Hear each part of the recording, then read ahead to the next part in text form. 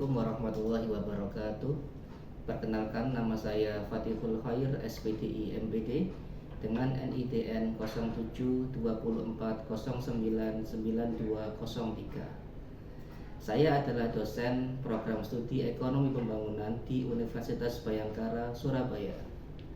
Pada kesempatan kali ini, izinkan saya menyampaikan pernyataan diri dosen dalam unjuk kinerja Tridharma Perguruan Tinggi atau PDD UKT-PT bidang pengajaran sebagai salah satu syarat untuk mengikuti sertifikasi dosen periode tahun 2025.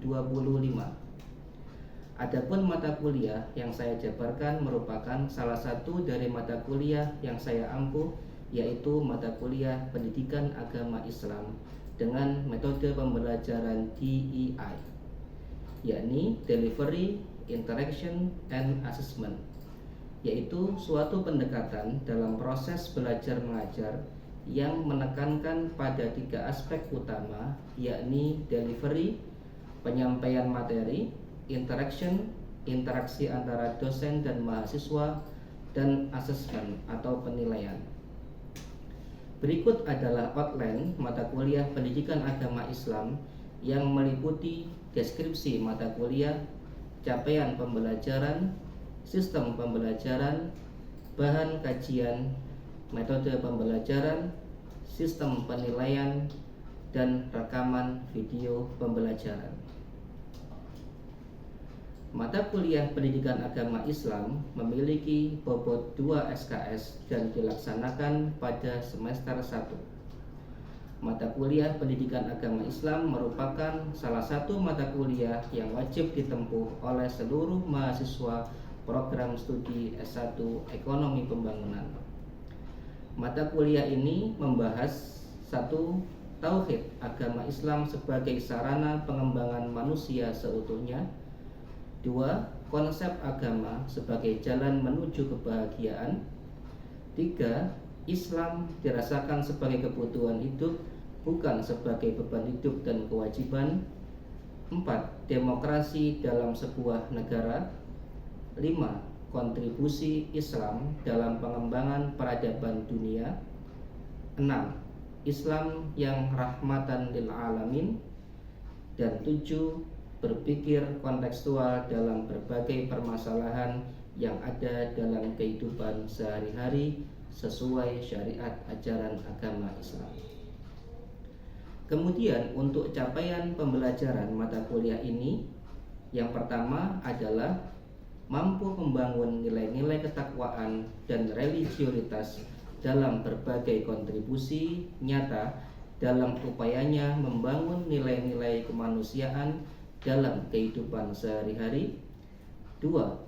Mampu bertanggung jawab atas pencapaian hasil kerja kelompok dan melakukan supervisi dan evaluasi terhadap penyelesaian pekerjaan yang ditugaskan dalam rangka menyelesaikan permasalahan sosial kemasyarakatan. 3. Mampu mewujudkan pribadi yang beriman, berakhlak mulia, serta bertakwa kepada Allah Subhanahu wa Ta'ala. 4. Mampu mengaktualisasikan kemampuan berpikir kontekstual dalam berbagai permasalahan yang ada dalam kehidupan keseharian dan berlandaskan nilai-nilai ketakwaan dan religiositas yang baik dalam konteks proyek sosial yang dijalankan. Adapun sistem pembelajaran berupa ceramah, diskusi, tugas proyek, dan refleksi dengan metode pembelajaran project based learning. Kemampuan akhir tiap tahap belajar atau sub CPMK yaitu 1. Mampu memahami tauhid agama Islam sebagai sarana pengembangan manusia seutuhnya dan sarjana muslim yang profesional. 2. Mampu menghayati konsep agama sebagai jalan menuju kebahagiaan dengan bertakwa kepada Allah Subhanahu wa Ta'ala yang bersumber dari Al-Quran dan hadis. 3. Mampu membangun Islam di Indonesia agar Islam dirasakan sebagai kebutuhan hidup, bukan sebagai beban hidup dan kewajiban. 4. Mampu mengkritisi masalah Islam dalam menghadapi tantangan modernisasi iptek untuk menunjukkan kompatibilitas Islam dengan dunia modern saat ini. 5. Mampu mewujudkan kontribusi Islam dalam pengembangan peradaban dunia yang damai, bersahabat, dan sejahtera lahir dan batin secara bersama-sama. 6. Mampu mengimplementasikan Islam yang rahmatan lil alamin.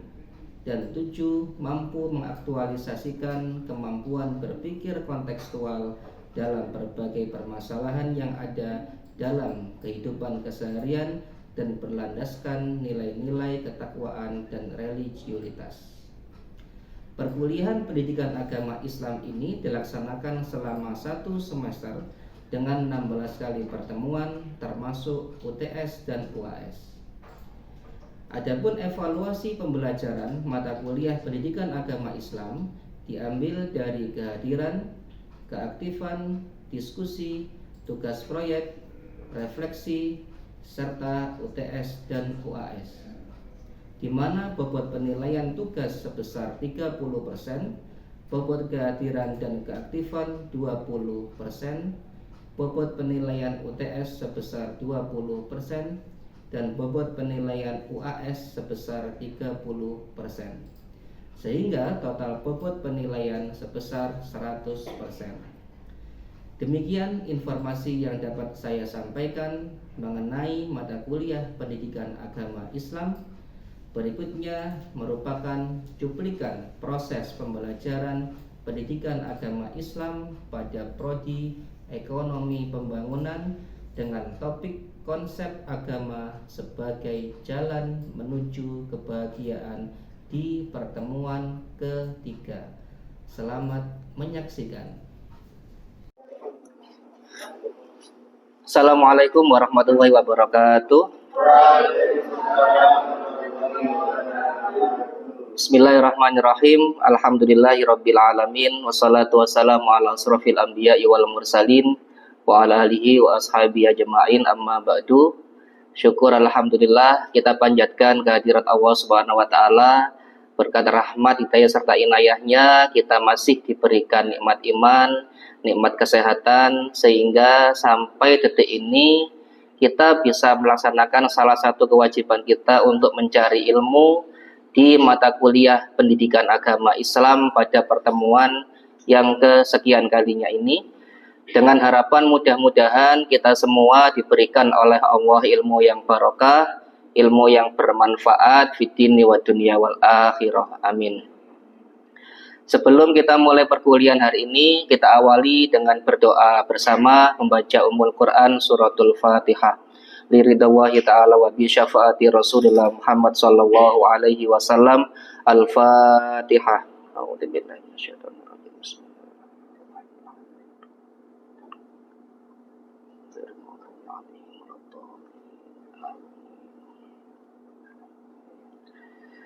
Baik, untuk perkuliahan kita hari ini yakni membahas terkait dengan konsep agama sebagai jalan menuju kebahagiaan. Nah, pada pertemuan yang kemarin kita sudah membahas tentang konsep tauhid dalam Islam, yakni bahwasanya tauhid itu ada tauhid rububiyah, ada tauhid uluhiyah, ada tauhid asma wa sifat. Dan untuk pembahasan kita hari ini yakni terkait dengan konsep agama sebagai jalan menuju kebahagiaan.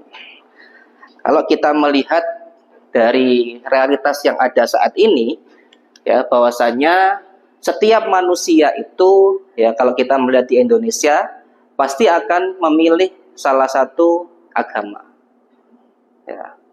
Dan dengan cara beragama ini nanti manusia itu akan bisa mencapai sebuah kebahagiaan ini. Ya. Mengapa harus beragama?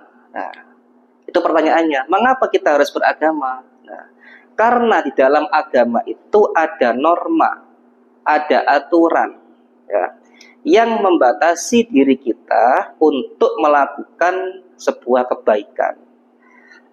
Artinya ketika seorang itu beragama, ya, maka mereka ini nanti jalannya akan menjadi jalan yang lurus karena ada norma atau aturannya.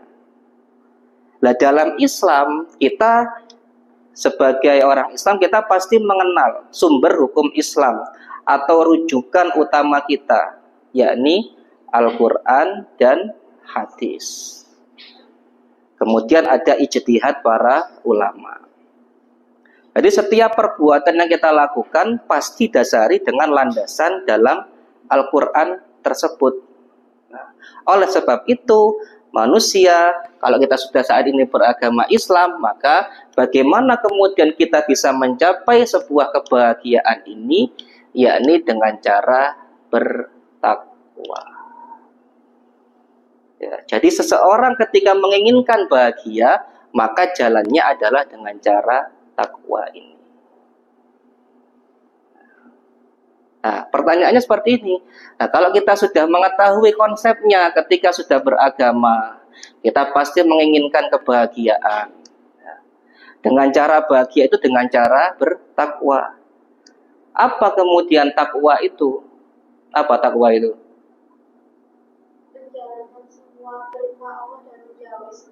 Nah, menjalankan semua perintah-perintah Allah dan meninggalkan semua larangannya. Ya, kita pasti sudah sering mendengar kata-kata takwa. Mari kita bertakwa, ayo menjadi orang yang bertakwa. Ya, tapi kita masih belum seutuhnya kemudian bisa untuk menjalankan semua perintah Allah dan meninggalkan semua larangan-larangannya itu. Nah, maka kemudian ketika kita sudah bertakwa kepada Allah, dalam Al-Quran dijelaskan wa may yattaqillaha yaj'al lahu makhraja wa yarzuqhu min haitsu la yahtasib. Bahwasanya ketika seorang itu bertakwa kepada Allah, maka Allah akan satu memberikan jalan keluar terhadap semua permasalahan-permasalahannya. Ya. Ketika orang ada masalah kemudian diberikan solusi, kan pasti akan bahagia kan? Pasti akan senang kan? Nah, itu adalah keutamaan bertakwa dalam Al-Quran. Satu, diberikan solusi terhadap semua permasalahannya. Yang kedua, wa yarzuqhu min haitsu la yahtasib. Akan diberikan rizki yang datangnya tanpa kita duga sama sekali.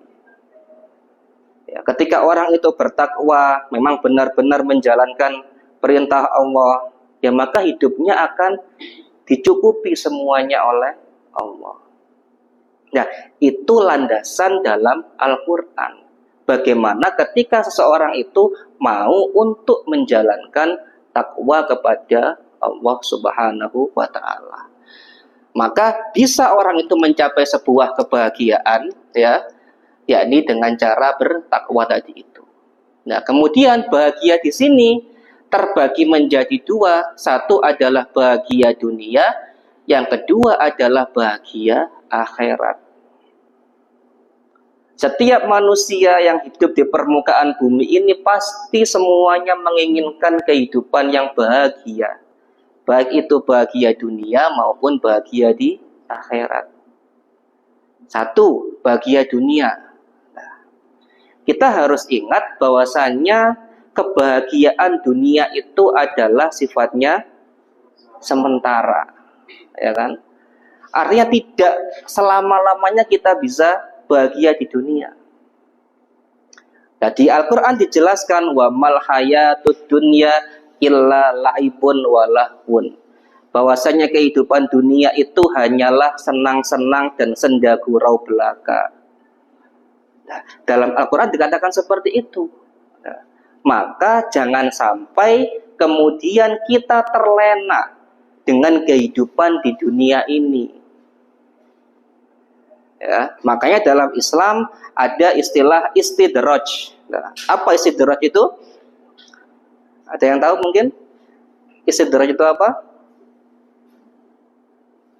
Apa? Kita sedang dimanja, diluluh. Ya, kita diberikan begitu banyak kenikmatan oleh Allah, diberikan rizki yang banyak, diberikan istri yang cantik, ya, dicukupi semua kebutuhan kita. Tapi satu sisi kita nggak pernah beribadah kepada Allah. Nah itu dalam Islam dikatakan sebagai orang yang istidraj, dimanja, diluluh, diberikan semuanya kenikmatan itu oleh Allah di dunia. Kita bisa melihat realitas nyata saat ini, ya kan? Banyak sekali kita jumpai orang-orang itu, ya, yang dia nggak pernah beribadah, nggak pernah sholat, nggak pernah puasa. Tapi satu sisi kita melihat kehidupannya serba mewah, serba enak, dicukupi semuanya. Nah ini merupakan salah satu tanda orang itu sedang diistidraj oleh Allah, dimanja. Yang namanya orang dimanja kan dikasih semuanya kan. Nah, tapi tidak ingat masih ada fase kehidupan berikutnya, yakni kehidupan di akhirat ini. Ya, jadi kalau sekarang kita di dunia itu ya, kita harus ingat masih ada periode kehidupan berikutnya itu. Ya, itu adalah bahagia dunia. Yang kedua adalah bahagia akhirat.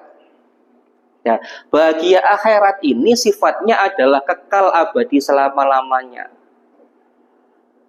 Ya, kita harus ingat tujuan utama manusia diciptakan hanyalah untuk apa? Beribadah. Ya. Jangan sampai lupa tujuan akhir kita diciptakan itu. Ya. Yang mana kalau kita bisa bahagia di akhirat, ya maka sifatnya adalah kekal abadi selama-lamanya. Nah, cara kita agar bisa bahagia di akhirat seperti apa? Ya bisa kita lakukan ketika kita masih hidup di dunia saat ini. Makanya kalau kita mengetahui ada salah satu hadis Rasulullah SAW, ya, idza matabnu Adam in qata'a amaluhu illa min salasin. Ketika anak Adam itu meninggal dunia, maka terputuslah semua amalnya illa min salasin, kecuali 3 hal. Nah, apa 3 hal itu? 1, shadaqatun jariyatun, sedekah jariyah. Apa contohnya sedekah jariyah? Contoh umpamanya kita punya uang 100.000, ya kan? Kemudian kita belikan 1 sak semen. Nah, dari 1 sak semen itu kita berikan kepada masjid yang sedang ada pembangunan. Nah, maka dari masjid itu bisa kemudian berdiri begitu megahnya masjid itu. Digunakan untuk sholat, digunakan untuk ngaji, ibadah, dan lain sebagainya. Bisa kita bayangkan berapa banyak kemudian pahala yang bisa kita dapatkan dari uang 100.000 yang kita gunakan untuk membeli 1 sak semen tadi itu. Ya, itu adalah pertama sedekah jariyah. Yang kedua adalah ilmu yang bermanfaat. Kita punya teman nggak bisa ngaji, kita ajarkan ngaji sampai dia bisa. Nah, maka berlanjut begitu seterusnya. Ya itu adalah pahala yang tidak akan terputus walaupun yang kita ajarkan tadi kita sudah meninggal dunia. Yang ketiga adalah awaladin solihin yad'ulah, doa anak yang soleh yang mau mendoakan kedua orang tuanya. Ya. Jadi 3 amal ini bisa kita lakukan semasa kita masih hidup di dunia. Namun pahalanya masih bisa kita rasakan ketika kita sudah meninggal dunia. Itu adalah bagaimana bentuk bahagia. Yang pertama adalah bahagia dunia, yang kedua adalah bahagia di akhirat. Selanjutnya kemudian ada pendapat ahli tentang kebahagiaan. Yang pertama adalah Al-Alusi. Al-Alusi ini berpendapat bahwa yang dinamakan kebahagiaan ini ketika seseorang telah mencapai sebuah tujuan atau cita-citanya. Itu pendapat yang pertama. Yang kedua, dari Ibnul Qayyim Al-Jauziyah menyatakan bahwasanya yang dinamakan dengan kebahagiaan itu ialah ketika sehat jasmani dan sehat rohaninya. Sehat tubuh, sehat fisik, sehat pikiran. Itu yang dinamakan dengan kebahagiaan menurut Ibnul Qayyim Al-Jauziyah. Dan yang ketiga pendapat dari Imam Al-Ghazali bahwasanya kebahagiaan itu terbagi menjadi 2. Satu adalah bahagia majusi, Dan yang kedua adalah ada bahagia hakiki. Bahagia majusi ini ialah kebahagiaan dunia, dan kebahagiaan hakiki itu ialah kebahagiaan di akhirat. Itu menurut Imam Al-Ghazali. Kemudian selanjutnya adalah ada sumber psikologis dan sosiologis terkait jalan menuju kebahagiaan.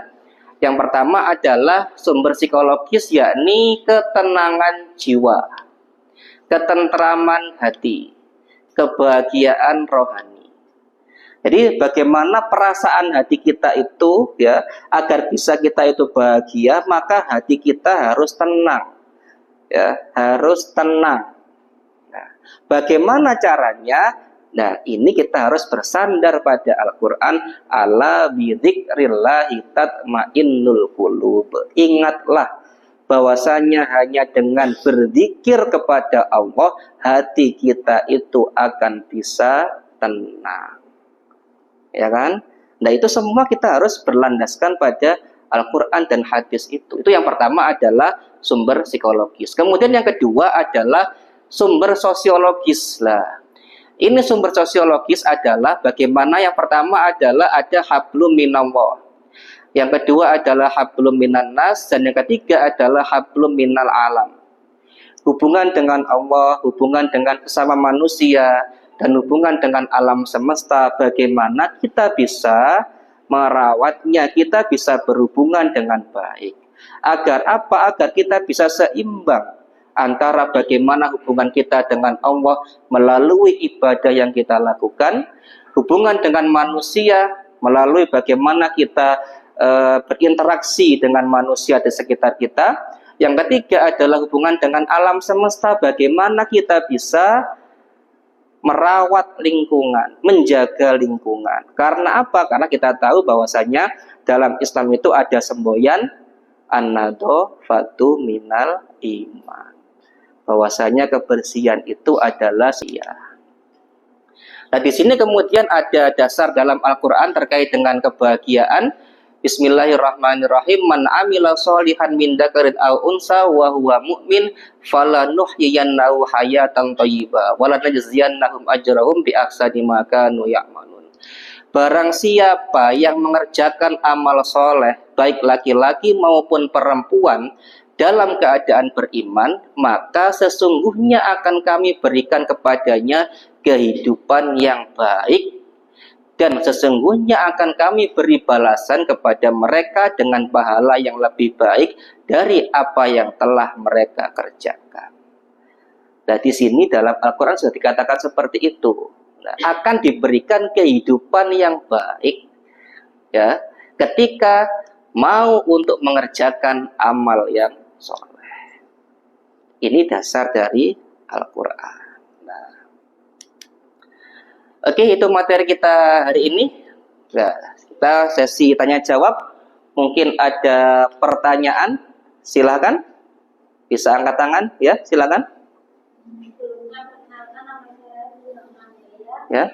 Ini saya ingin bertanya, mengapa sih setiap manusia itu harus beragama? Oke, baik. Mengapa setiap manusia itu harus beragama? Lah, ini sudah saya sampaikan di awal tadi bahwasanya setiap manusia beragama. Karena apa? Karena dalam agama itu pasti ada norma, ada aturan. Ya, ada dasarnya. Kalau dalam negara kita Indonesia ada dasarnya Pancasila. Kalau dalam agama Islam ada dasarnya, yakni sebagai sumber dan landasan hukum kita, yakni Al-Quran, hadis, dan ijtihad para ulama. Al-Quran bersumber langsung dari Allah, hadis dari Nabi Muhammad, dan ijtihad ini adalah dari para ulama. Sehingga mengapa kita harus beragama? Agar kita tidak melenceng, agar ada jalan lurusnya. Nah, itu loh. Kalau kita nggak ada dasarnya, kita akan kemana-mana larinya. Dan nggak ada batasannya. Makanya itulah kenapa kita harus beragama. Dan agama lain pun juga demikian. Ada landasannya juga, tergantung dari bagaimana di agama itu sendiri. Seperti itu. Bisa dipahami? Bisa. Oke, terima kasih. Selanjutnya, ada lagi mungkin? Ya, silakan. Ya. bagaimana agama itu dapat menjamin kebahagiaan manusia? Oke, baik, terima kasih. Bagaimana agama bisa menjamin kebahagiaan manusia? Karena dalam agama itu, ya kalau kita dalam agama Islam, ada yang dinamakan dengan konsep takwa tadi itu. Ya, kita tahu begitu banyak sebenarnya keutamaan dari takwa itu. Tapi dalam Al-Quran yang saya jelaskan tadi ada beberapa keutamaan. Kita akan mendapatkan solusi terhadap permasalahan kita, akan diberikan jalan keluar, ya kan? Akan diberikan rizki yang itu akan datang dari mana saja kita datangnya itu, nggak ada yang tahu. Itu mengapa agama bisa menjamin kebahagiaan manusia. Bisa dipahami? Bisa. Oke. Nah, oke, baik. Itu ada pertanyaan lagi mungkin? Oke, sudah cukup ya? Oke, cukup.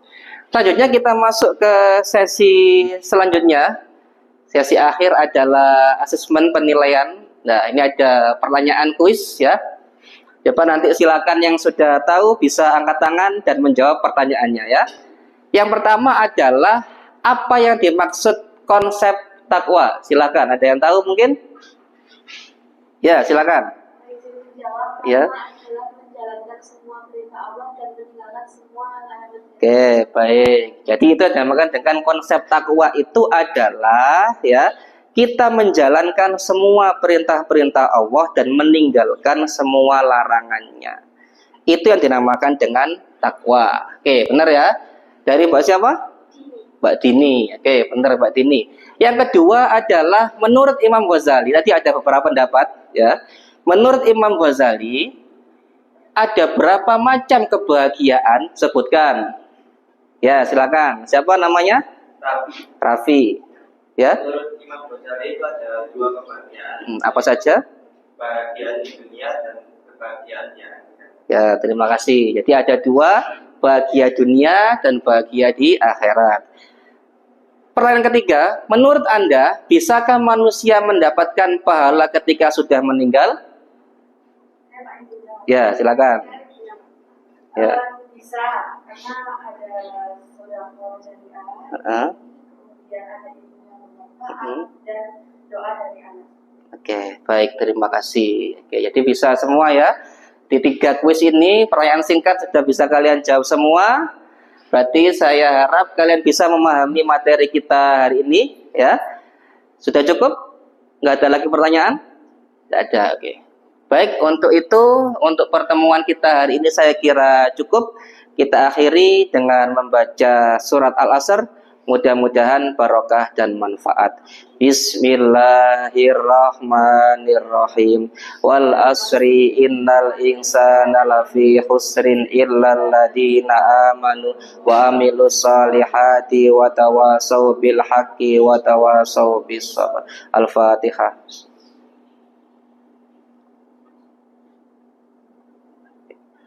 Terima kasih. Untuk presensi nanti bisa di-sim ya, seperti biasanya. Saya akhiri, mohon maaf apabila ada salah dan kurangnya. Assalamualaikum warahmatullahi wabarakatuh. Sekian video pembelajaran dalam mata kuliah Pendidikan Agama Islam pada Prodi Ekonomi Pembangunan Fakultas Ekonomi dan Bisnis Universitas Bayangkara Surabaya.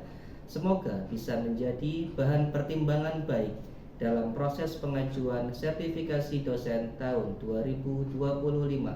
Terima kasih. Wassalamualaikum warahmatullahi wabarakatuh.